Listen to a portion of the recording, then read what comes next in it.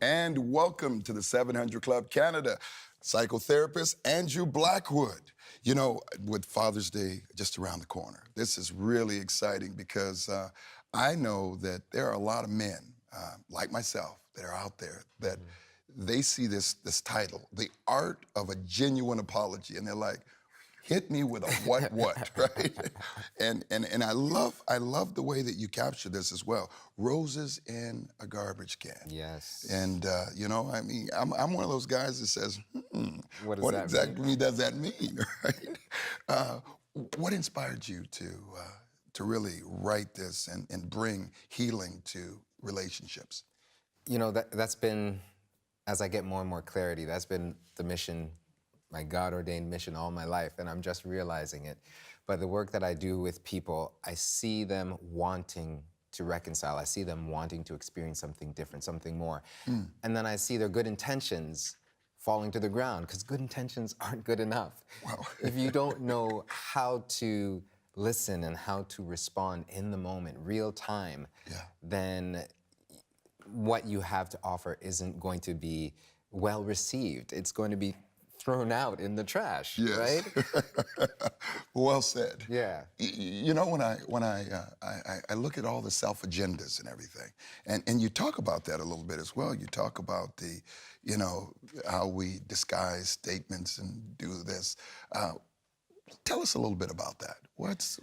So what's interesting about the way that we do things, we enter into a relationship and we think it's just about me and that person. Yeah. We don't realize that everything that we do is informed by where we come from. So our family history, the things that we know and the things that we don't know, it's all there. It's all in the room. Yeah. So I have a brother. People say that we look alike. I don't see it. People say that we sound alike. Sometimes I hear it. Okay. So we can inherit things genetically, but there are also things that are passed down. The sounds that we use, the rules that we play the game by. Yes. We're not even aware of that a lot of the time. So the more we kind of understand ourselves and the more we pursue our own growth and our own healing, we bring that to the relationship. Where did you really find that spark and faith hit your life? Or You know, it's an interesting question. I always had trouble trying to describe my faith walk because I didn't have, you know, early life Damascus Road experiences. I grew up in church. Okay. But the more I think about it is the more moved I am because God always knew who I was. Yeah. He always knew where I was. He always loved me. Yeah. And at various points in my life, he would come to me.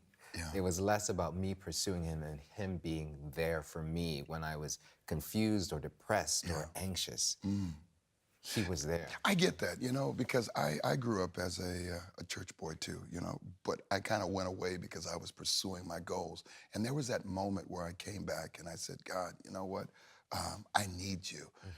Did you have one of those moments where you're like, you know what, this is a moment where we got to put the big boy pants on now, and we have to own up to this? You know, I've had several moments of wonder, for sure. And but memories that stand out to me are moments where I couldn't go on anymore. Yeah. I just couldn't. Yeah. And he would either give me a dream or speak into my spirit or send me the word and remind me that this has a purpose. Yeah. This is going to help somebody else. This experience in your life is going to help somebody else. And, you know, being that it's Father's Day, you know, I have a wonderful relationship with my dad now. But it didn't start off that way. No, I heard it started out really wonderful. But then, you know, around age 2, things started to change. Okay. And, you know, by 13, my parents were divorced, but I knew that was coming for at least 5 years. A lot of times we don't think and we don't give kids the benefit of the doubt that they know these things are happening. But you knew that was actually taking place in the house. Yeah, I just had a sense that it wasn't healthy. And I'll fast forward because at the age of 16, God spoke to me and said, call your dad and tell him you love him. And I was like, no, God, that's not happening. And you know, when you fight with God, you're going to lose. Yes. So I lost, but then I won. Yes. Because since then, the relationship blossomed, and my father is a wonderful man. I understand him now, and it's a really good relationship. So what I am learning for myself and what I'm encouraging other men to do is to seek your own healing and your own growth, because in that you understand your purpose. And as we turn around to look at our kids, that's what we get to give them. We get to model who we are in God, what He's created us to be. They get to see that and are inspired by that. But then we also get to look at them and see and discern what God has created them to do and be, and facilitate that. I was fascinated. That's part of the foundation of this, isn't it? Purpose, and God is a God of purpose, and why it's so important to have a genuine apology. Tell us more about, how do we practically begin to start doing that and working in that? And I'm getting a little bit of free advice right now as far as psychotherapy. So anyway. Well, there are 4 steps, but before I get into the 4 steps, it's important to understand that an apology is not a one-way offering. It is a dialogue. It is not just one conversation. It's not just a monologue. No, that's right. It's not just a monologue. But it starts with you walking away and thinking, okay, what am I responsible for? Because that's the first step. You want to acknowledge what you're responsible for. The second step is all about empathy, right? How did what I do impact the other person? We want to understand that. So when we approach it with care and sensitivity and understanding. And then 3, it's important to know what it is that you are committing to do differently, because a lot of people don't do that. Now, these steps are very important, and I mean, let's go over that again. Because many times it's they did something, but really what we're talking about is taking ownership. For sure, 100%. Okay. The reality is, yes, 2 people are often involved in hurt in a relationship. Yeah. However, if you go in pointing the finger, then you enter into the blame game, and that doesn't take anyone anywhere. However, if you start with you can enter the situation with no strings attached. I want to take responsibility for what I did. This is how I believe it impacted you. And that opens the door for the other person to start to be more receptive and to rebuild credibility, because that's the 3rd step. It's key. I mean, a lot of people don't realize why this book has so many pages. Yeah. It really talks about all those parts and pieces. Finish those steps with us, because I thought that was very fascinating when I started looking at this, because I recognized that this was not just for men, but it was for relationships. And that's really one of the things that just comes out so strong, doesn't it? It does. So in every relationship, there's going to be emotional injury. There's going to be hurt, whether you intend it or not. Yeah. So it makes sense to be ready to do that.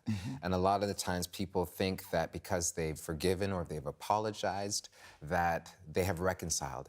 And that's not necessarily the case. So this book is a journey from forgiveness to reconciliation with the apology in between. With the apology in between. It's fascinating. List and label. Could you tell me what that means? So you want to list the things that you have done. This is in your own private time. You want to list it and label the specific thing that you want to apologize for. But labeling also involves, labeling the emotion that the other person experiences. And it's important to do your best to get a sense so you can empathize and actually validate where they're coming from as well. Psychotherapist Andrew Blackwood. I thought this was so fascinating, especially with men, because I've done a lot of work with them, and I believe that this is going to be one of those bestsellers. And I'm thankful for this copy being mine. And I'm looking forward to sitting down and talking to you again. Never enough time, but thank you for being here. My pleasure. And now, a radical transformation for a witch in need of a wake-up call.